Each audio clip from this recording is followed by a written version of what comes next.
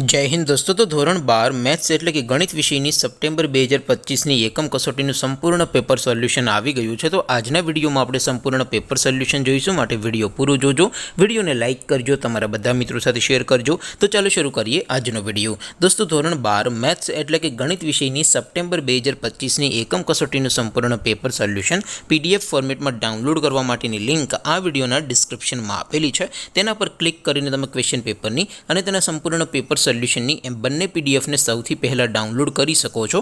અથવા તો દોસ્તો પેપર સોલ્યુશનની પીડીએફ ડાઉનલોડ કરવા માટે તમારે ગૂગલ ઉપર સર્ચ કરવાનું છે www.mygkguru.in। આ વેબસાઇટ તમે સર્ચ કરશો એટલે જે પહેલી લિંક આવશે એના ઉપર તમારે ક્લિક કરવાનું છે। જેવું ક્લિક કરશો એટલે સોલ્યુશન માટેની mygkguru.in આ વેબસાઇટ ઓપન થઈ જશે।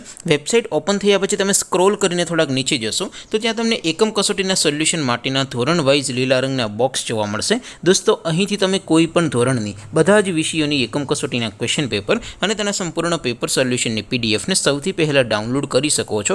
જેમ કે દોસ્તો અત્યારે હું ધોરણ 12 માટે એસટીડી 12 વાળા બોક્સ ઉપર ક્લિક કરીશ। જેવું ક્લિક કરશો એટલે નવું પેજ ઓપન થશે।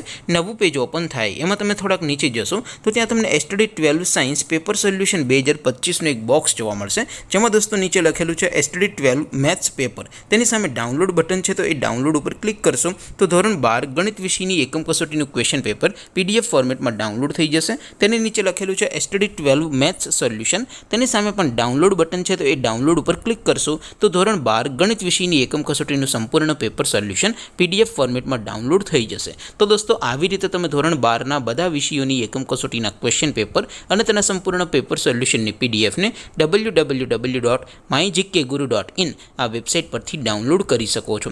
તેમ છતાં કોઈ ક્વેરી હોય, કોઈ પ્રશ્ન ન સમજાતો હોય તો નીચે કોમેન્ટ કરીને પૂછી શકો છો। અદરવાઇઝ આપણે નવા વિડીયોમાં મળીશું, ત્યાં સુધી રજા આપો। આવજો દોસ્તો, જય હિન્દ, વંદે માતરમ।